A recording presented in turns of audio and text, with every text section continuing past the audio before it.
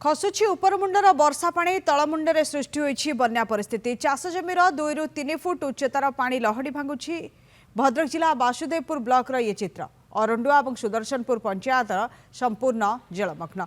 उपरमुंडर बन्या जल तलकू गड़िबारु फुलुछि कांसबांस और गमेई नदी। फल विभिन्न अंचल तलिया चाष जमी बुड़ी रही। चाषी मुंडरे एबे चड़क पड़ी।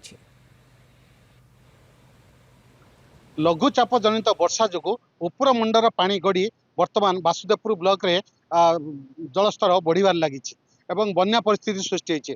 आम अच्छु वासुदेवपुर ब्लॉक रे कि ये हूँ रतांग बरंडुआ पंचायत रतांग ग्राम रे कि ये किसी चाषी अच्छा जो चाषी मानक आम पचारि बुझा तो ये जो पानी वृद्धि पाँच कौन ये क्षयक्षति घटुची। हाँ मो ना श्याम सुंदर नायक मु रतांग ग्राम अधिवासी। आमर मुख्यतः चाष जमी पर आम निर्भर कर माने धान चाष आमर मुख्य जीविका। यही वर्षा जो लगातार वर्षा 5-7 दिन पर उपरमुंडर पानी आसिक एत मात्रा आम जमाट बांधिकी आम बर्तमान एत लोड हो चाष जमी पर बर्तमान 10 फुटर पानी। आमर मुख्यतः 80 भाग आम बुणा जमी कर 20 भाग जमी रुआ रखी था। जो तला गुड़िक रुआ माने संगृहित होता से 10 फुट पानी बर्तमान तला जमी संपूर्ण पचिक नष्ट हो जाए। आम 100 टଙ୍କା रेट्रे चढ़ा दाम विहन कि पुणी चाष करवा पुणी तली पकई चाष करवा संभव नुह समय भी आना। तेणु आम चाष ए वर्ष कौन से आम चाष ठिया करें ये भरसा आमर ना। तेणु आम सरकार निकट में आशा करूँ ये क्षयक्षति बाबद सरकार अनुदान किसी आमको मिलता आम उपकृत हूँ। चाष जमी रे बन्या पानी लहरी खेलुची कौन कहे आपंकर जमी केते क्षयक्षति घटी। नमस्कार मु मीनाक्षी नायक रत्तांग ग्राम ग्रामवासी।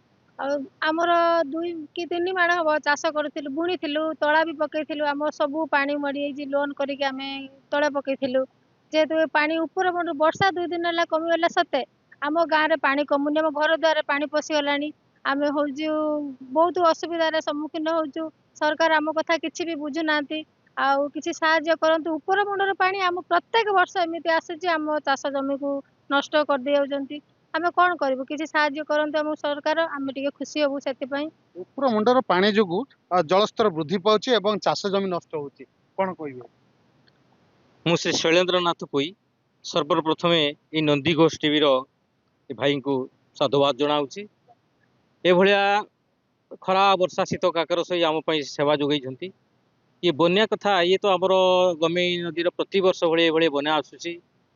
आम जो चाष जमी सब क्षयक्षति हो जाइए। तली जो घेरा पकईलु से तली संपूर्ण ध्वंस हो जाइए। आउ संभव नुहे आम पुणी तला पकई चाष करवा। तेणु सरकार को आम अनुरोध करुचु यही बन्यार प्रतिकार गोटे स्थायी पदक्षेप दीर्घमियादी योजना गोटे कले आम समस्ते उपकृत हेबु।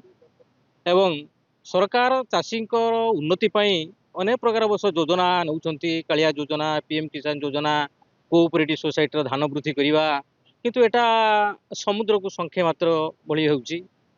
किंतु ये जो विपर्यय चाषी मान माने बोझ उपर क्रूड़ा बेड़ी उपर करड़ा सदृश हो जाउची।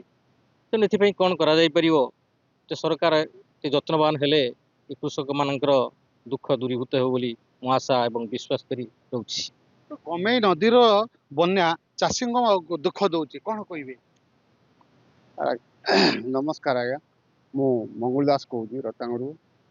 प्रत्येक वर्ष वर्ष नुहे प्रत्येक वर्ष आम रतांग बरंडुआ पंचायत लस चली ये चाष कर बहुत भी लस पड़।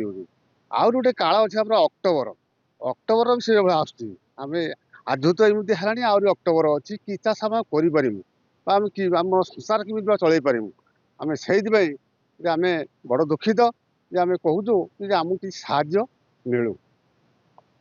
तो ये जो उपर मुंडर वर्षा जो लोकंर चाष जमी रे कि लहरी खेलुची 5-6 फुट्रे पानी एवं विशेषकर रतांग गाँ एपाखे सुदर्शनपुर पंचायत चाष जमी जलमग्न हो उठी। वासुदेवपुर रमाकांत डांगुआ नंदी घोष टीवी।